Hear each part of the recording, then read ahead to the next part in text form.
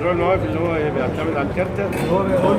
هو منظم يعني. داخل الكارتة. الواد اللي في الواد المنظم ال 25 الطلب المنظم هو لوحده ما ينفعش، الطلب كله بتعمل بيهم ايه؟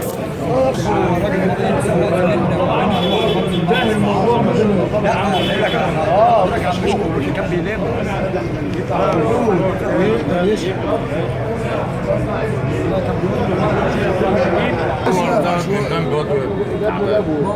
وحش الشهداء حضرتك.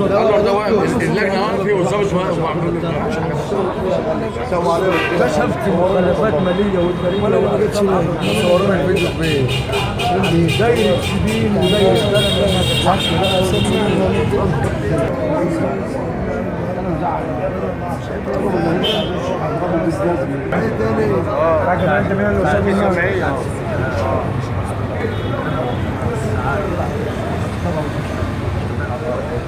مفيش تنفيذ. انا كنت بشير رجع قال ايه تاني؟ انا دلوقتي مش في الملك صاحب الارض احنا عرضنا عليه ان احنا هنديها له متطوره ايا كان بقى، معناته ان انت هتوقف لي هناك مؤقت، موقف مؤقت يعني الحته اللي هي برضه حضرتك اتعملت عشان تفادي نفسك من على 4 مليون ولا 5 مليون 5000 جنيه فدان. البحر ديت قول لنا بدينا مين اللي عجبكم؟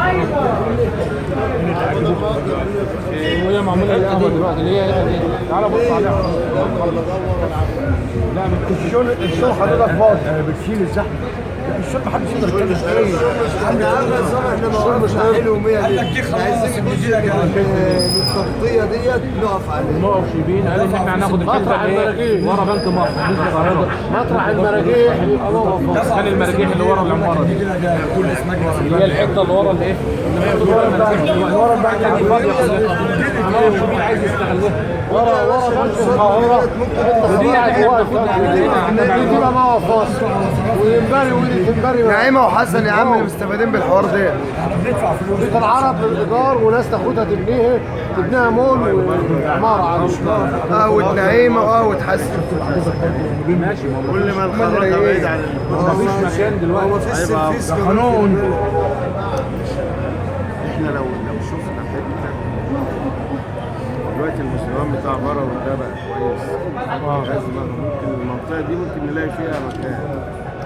انا اتكلمت في الحته ديت يا سعاده الرئيس ايام عاطف. ممكن نلاقي مكان بس وراه كده في الدقيقه دوت. كل حته بتاعت ايام واحد كانت اللي هو عاطف الهلالي انا اتكلمت في الحته دي. بعيد هم جماعه كانوا شغالين في مجلس المدينه المركز كله بعد الحكايه دي. الاربع فدادين اللي بيقولوا ان هم ورا الساحه دي الاربع فدادين الاربع فدادين توشيهان يا عم نشأ توشيهان جمعيه التنميه. ايوه بالظبط كده رئيس مجلس المدينه قال النهارده كده يا عم القبه اللي معموله جنب المشغل كده شغال على طول والسيرفيس عايزين يشغلوه موضوع النقابه عشان يبقى كله سامع عشان ديت مش هقولها تاني يا جماعه وعلى وجود السيد النائب انا بقول لكم قدام اهوت عشان اللي كان مستخبي واللي ما كانش حد عارفه انا هقوله لكم في الجلسه دي. ما هو انتوا ما تناموش على السراير وانا اروح امن الدوله بالليل انتوا نايمين وده اللي حصل احنا كنا لسه كده بقى معلش بص الكلام ده عدى بس يا جماعه دلوقتي لازم كله يترشح ويبقى لكم حق. لما يبقى لك ممثل في ادي السبب يا يوسف بيقعد عنك واحد واثنين وثلاثه لا سعاده الباشا في ليا طلب صغير. انا دلوقتي بروح المرور بقول له انا طالب منك رخصه بيفرض عليا الاشتراك في النقابه بعد اذنك يا حمادي.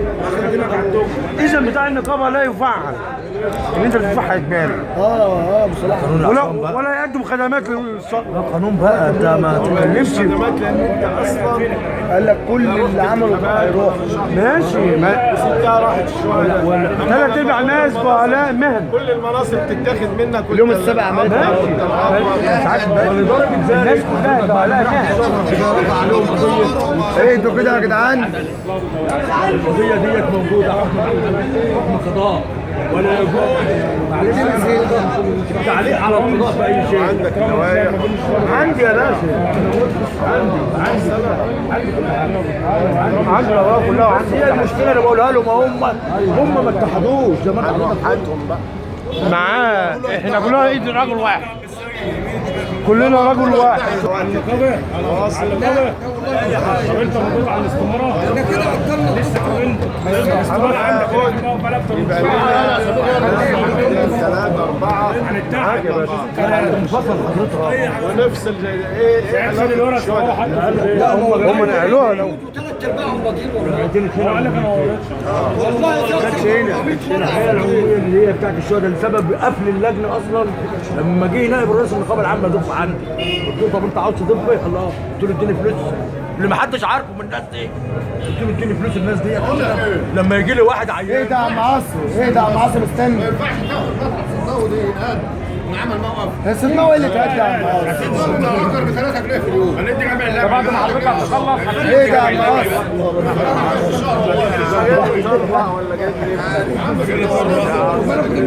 لما ناخد الجنينه اللي هيعملها دي غصب ليه عنه. اسمعوا؟ استنوا بس استنوا. اسمع الكلام المهم. الجنينه دي ناخدها هيعمل بيها الجنينه. يا جماعه هنشوف ايه ده خلصنا من ديت هندور على كاس. لما جم يستلموا الناس انا قعدت قلت الثلاث ما انت حضرتك دلوقتي بعد ما تخلص هتتفرج عليهم دلوقتي. المكان ده والمكان ده دقيقتين من فتره ان شاء الله. ما لا اللي ورا برضه البان هتبص هنا وهتبص هنا. هو هينفع لا ما هو ما شافهاش بعد ما خلص عشان قالوا علينا بلطجيه. ايوه هو هيبص عليها بصه في دقيقه واحده عشان يبقى شايف عشان يتكلم عليها حضرتك. هنا ورا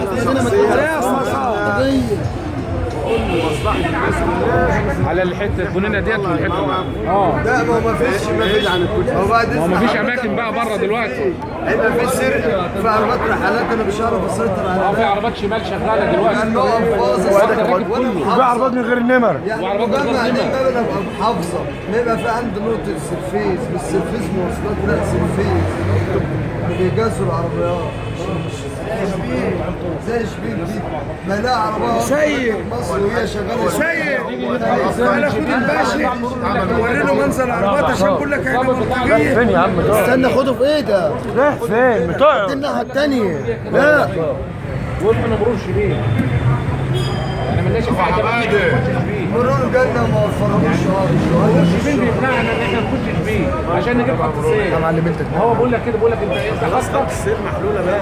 ماشي ما انا بقول لحضرتك جيب دفتر هنا ماشي ده موضوع مطلوب. ما انا بقول لحضرتك بتتكلم صح. ما احنا اتكلمنا فيها. هنتكلم فيه الجزئيه اتكلمنا فيها عصام. الكلام ده يا عم ماشي هنتكلم في المسؤوليه في النقابه. احنا بنتكلم على اماكن الاماكن ده هتبص عليها حضرتك دلوقتي هتبص عليها عشان مناسب لكم وللراجل. جزء للتخطيط لا نظلمك ولا نظلمك. حضرتك يا دكتور هتقوم تبص بعينك وتشوف.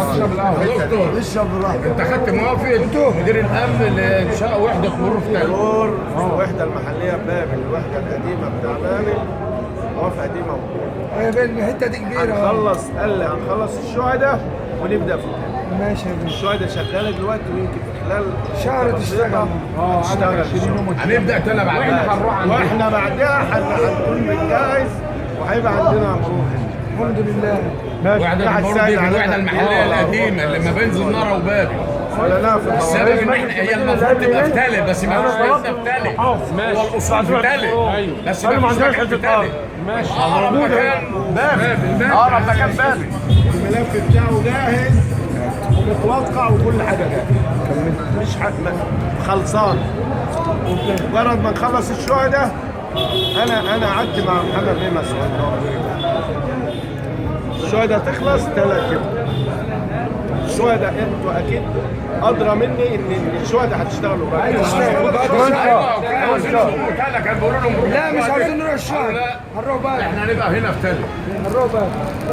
لو ممكن نعمل رخص مؤقتا على ما ماشي انت مش هتاخد شهرين لان المبنى جاهز.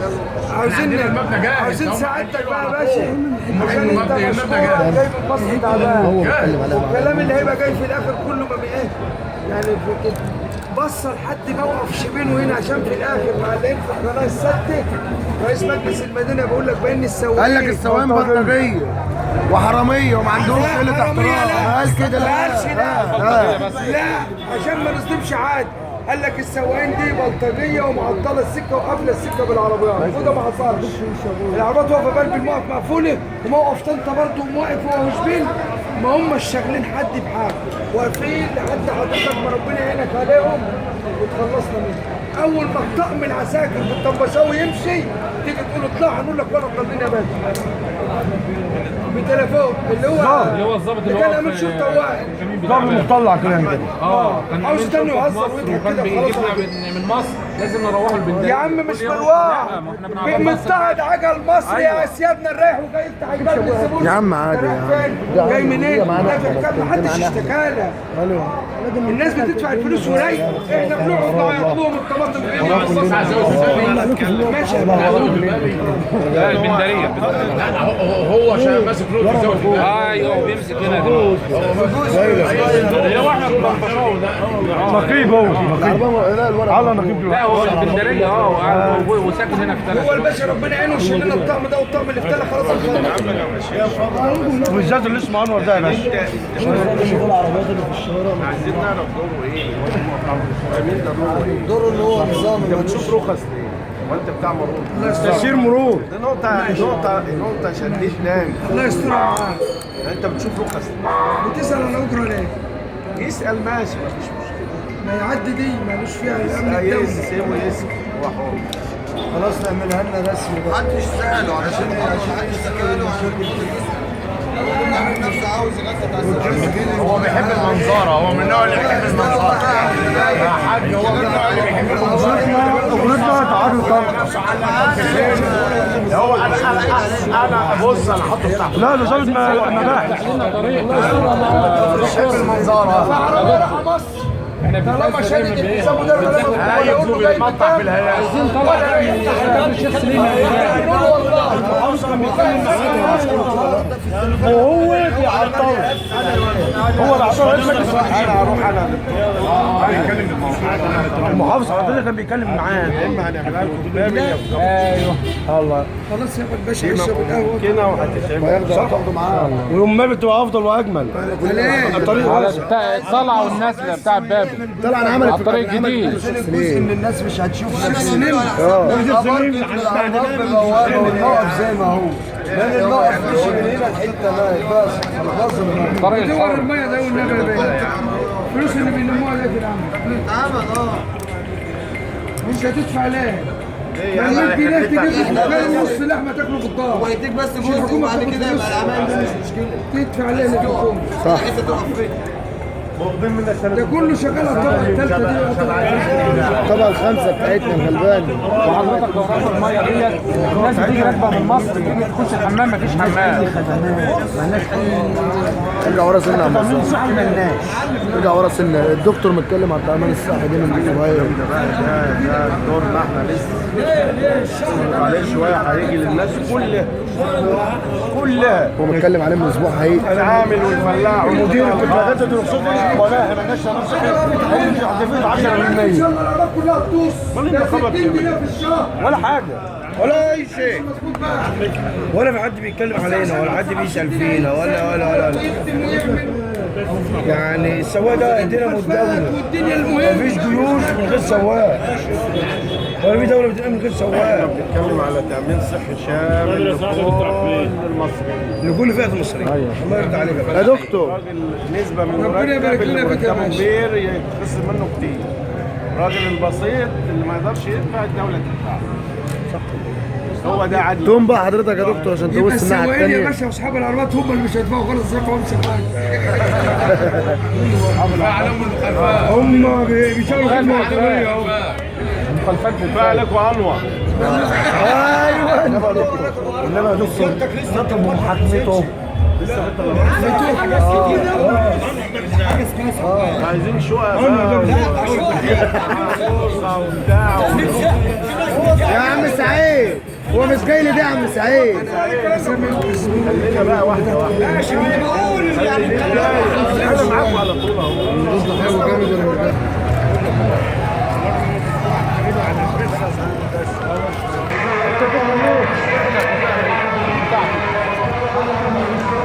ولا مش جامد؟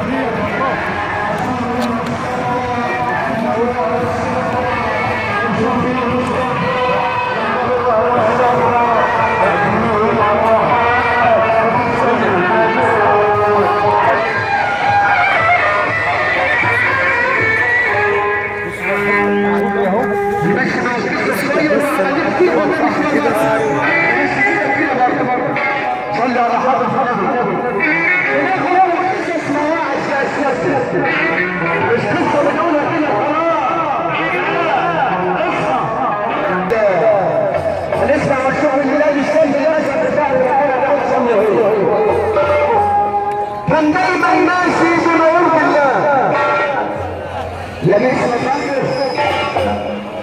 على حشيش على اي حاجه من الحاجات دي خالص، ماشي كده بما يرضي الله. نطلع من البيت على المسجد على بيتك. بنحيي كل الناس اللي موجودين وحاضرين، اللي يمكن يساوي الطيبين ولا البيت.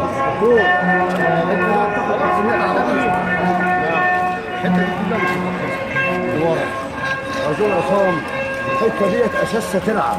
ما انا عارف واسمع اسمها النهارده في التلفزيون قال هتشيلوا عربيات الحته اللي احنا ماشيين عليها دي. هتبقوا بقى ورا بقى، كله يرجع ورا قدامكم اهو. ازاي بقى هناك الحته مش هتشيلوا عربيات؟ تشيل عربيات لا اقطع احسن من الجاي. هو انا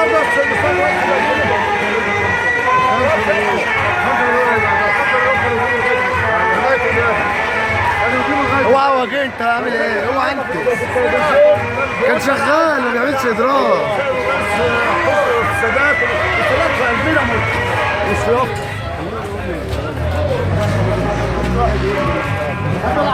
وين صدق العربات واقفه عامله ازاي؟ غير العربات واقفه.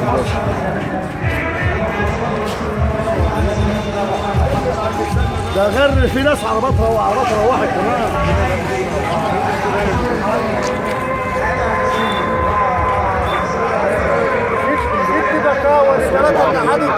صور كله على عدد على الخطين الاثنين على 200 طن خط باب الزماره يا شيخ.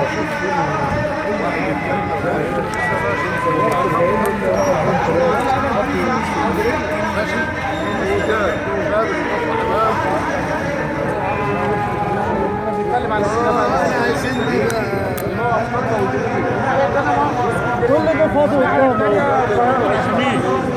تاخد المناطق هي قاصر الحفل انا مصر عندي 120 عربيه.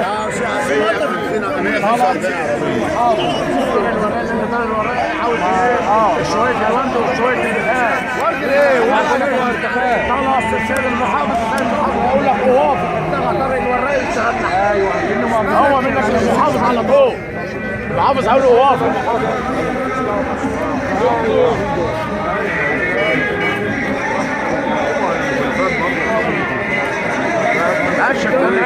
زيادة الكارت يا عم سامي كله كلمنا كارت زيادة. اتكلمنا عليها يا عم اسامه، اتكلمنا على كل دي. كل المحافظ بيوافق مع النواب على اي حاجه. مفيش بيت مفيش موقف هناك وقفات تحت بقول لك تسبيح. وقعد معاها مدة أكثر من 20 سنة. اللي في يوم من الأيام يوم من الأيام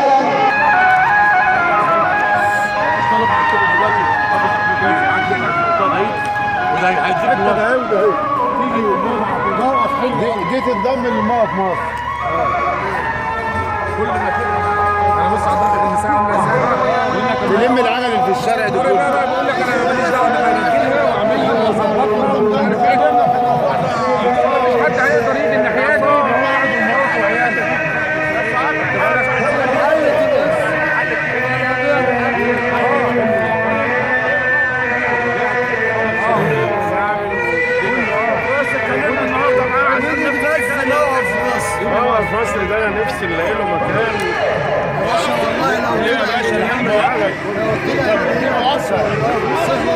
احنا مش محافظين في مؤقت لحد ما نعمل مجمع مواد.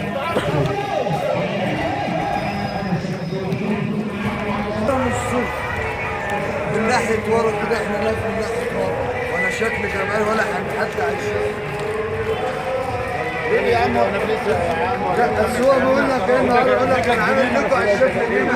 انا يا عم مش هجيب عيالي وابقى رئيس مجلس المدينه هو تبع واحد صاحبي ده بينا تبع حاجه ما ينفعش فيه. لا لا لا لا لا، خالد مالوش في السكه دي. بيقول لك عايزين في الدكان 100,000 جنيه.